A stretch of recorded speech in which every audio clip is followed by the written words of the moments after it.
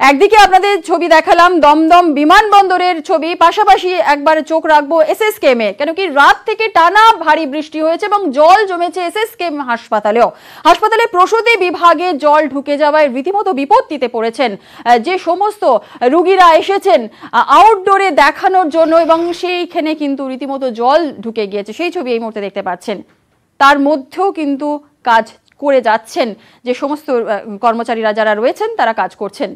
হাসপাতালে প্রসূতি বিভাগে জল ঢুকে যাওয়ায় রীতিমতো জল, এখানে পেশেন্ট তো ঢুকতে পারছে না, কেউ হয়তো পড়ে যাবে এরকম অবস্থা। তো জল মানে এক হাঁটু ছিল, এখন তো জল কমিয়ে গেছে, আমরা তো জলেও বসতে পারছিলাম না, সব তো বাইরে বার করে দিচ্ছে যে জল দিয়ে এখান দিয়ে বাইরে বাড়াও, জল পড়ছে কোথায় যাবো আমরা, তাই জলের উপরে বসে আছি এখানে বাচ্চা নিয়ে। ওইদিকে পুরো সব জল, এমনকি ডাক্তারের চেম্বারও জল, হ্যাঁ পুরো জল, ওখানে শুকানো হচ্ছে এখন।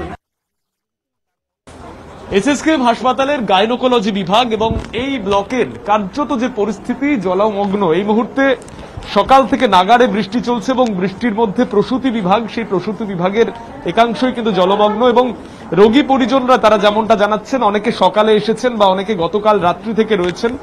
সকাল থেকে যেই প্রকার বৃষ্টি এই মুহূর্ত পর্যন্ত চলছে তাতে করে কিন্তু যারা পেশেন্ট পার্টি রয়েছেন, রোগীর পরিজন রয়েছেন বা রোগী যারা চিকিৎসাধীন রয়েছেন তাদের একেবারে বেডের সামনে পর্যন্ত প্রায় এক হাঁটু জল, যদিও সেই জলের পরিমাণটা সকালে বেশি থাকলেও এখন সামান্য কমেছে। এই হচ্ছে এসএসকেএম হাসপাতাল, তার প্রসূতি বিভাগের আউটডোর। এই আউটডোর থেকেই রোগীদের জন্য টিকিট প্রোভাইড করা হচ্ছে এবং যারা টিকিট কাটছেন তারাও কার্যত এক হাঁটু জলের মধ্যেই বসে কাজ করছেন। হ্যাঁ, কাজ করতে হচ্ছে, সকাল থেকেই কাজ করছি, এই পায়ে উঠে দিয়ে কাজ করছি, কাজ করতে হবে।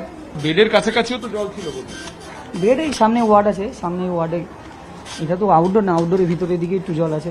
এবং দুর্যোগের প্রভাবে যে দুর্ভোগের সম্মুখীন হতে হচ্ছে রোগী পরিজনদের, তার নিদর্শন এসএসকেএম হাসপাতালের প্রসূতি বিভাগে।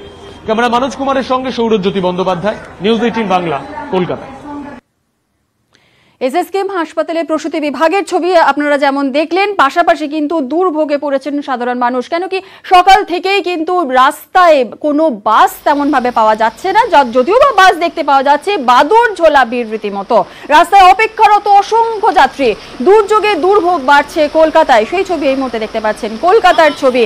এবং পাশাপাশি কিন্তু কলকাতার যে ছবি তার পাশাপাশি কিন্তু সল্টলেক এবং সেক্টর 5 এই দুটি জায়গাতেও কিন্তু একই ছবি দেখা যাচ্ছে, ভাসছে গোটা সল্টলেক চত্বর। বিপুল জলে সমস্যায় পড়েছেন গাড়ি চালকরা, কোথাও কোথাও মাঝ পথেই কিন্তু বন্ধ হয়ে যাচ্ছে গাড়ি। বৃষ্টির দাপটে জলে ভাসছে গোটা কলকাতা, অধিকাংশ বাসই বিকল হয়ে পড়ছে, মাঝ রাস্তায় যাচ্ছে গাড়ি, খারাপ হয়ে রাস্তায় বাস প্রায় নেই বলা চলে। এবং তারই মধ্যে অ্যাপ ক্যাবে কিন্তু দ্বিগুণ ভাড়া, এমনটাই দাবি করছেন অ্যাপ ক্যাবের যে সমস্ত ড্রাইভাররা যারা রয়েছেন। সমস্যায় সাধারণ যাত্রীরা। আমি প্রতিদিন পাটুলি থেকে আনন্দপুর যাই, 150 টাকা ভাড়া নেয়, আজকে সেখানে 3 গুণ বেশি নিচ্ছে, 450 টাকা বা কখনো 400 টাকা দেখাচ্ছে অ্যাপসে। তো আমাকে যেতেই হবে, তো সেই জন্যই এখানে দাঁড়িয়ে আছি, বাসও পাচ্ছি না, কিছুই পাচ্ছি না, অনেকটাই বাড়তি, মানে 3 গুণ বেশি বাড়তি লাগছে। আমি যাব হচ্ছে এখান থেকে ধর্মতলা, তো আমি অ্যাপ ক্যাব বুক করছিলাম, তো অন্যদিন আমি 350 350 যাই, আজকে 3 গুণ থেকে 4 গুণ দেখাচ্ছে, কখনো 800 কখনো 900 1000, তার মধ্যে বাসও নেই। হ্যাঁ অনেকটা, এইটা তো আমার মানে এত বেশি হলেও কিন্তু এত 3 থেকে 4 গুণ সেটা তো সম্ভব না, না তার মধ্যে বাসও নেই। একদিকে আপনারা পাটুলির ছবি দেখলেন, পাশাপাশি হাওড়ার ছবিও আপনাদেরকে দেখাবো। ভারী বৃষ্টিতে রীতিমতো উধাও পাবলিক বাস, সপ্তাহের প্রথম দিন এবং এই প্রথম দিনেই কিন্তু রীতিমতো ভোগান্তিতে পড়েছেন নিত্যযাত্রীরা। 20-25 মিনিট তো দাঁড়িয়ে আছি। কেন বাস আসছে না? জল দাঁড়িয়ে গেছে সামনে, সেই জন্য। 1 ঘন্টা হয়ে গেছে। বাস কি আসছে না, কি খুব ভিড়? না, আসছেই না, বাস নেই প্রথম কথা, আর এত বৃষ্টির জন্য হয়তো বাস রাস্তায় বেরোয়নি, এবং সপ্তাহের প্রথম দিন সোমবার, সেই জন্য মানুষের একটা ভিড়ও অনেক বেশি আছে। তো সব মিলিয়ে একটা খুব বাজে পরিস্থিতি অবস্থা, আর এত ভিড়ের মধ্যে বাসে ওঠাও এই প্যান্ডেমিক টাইমে খুবই প্রবলেমেটিক।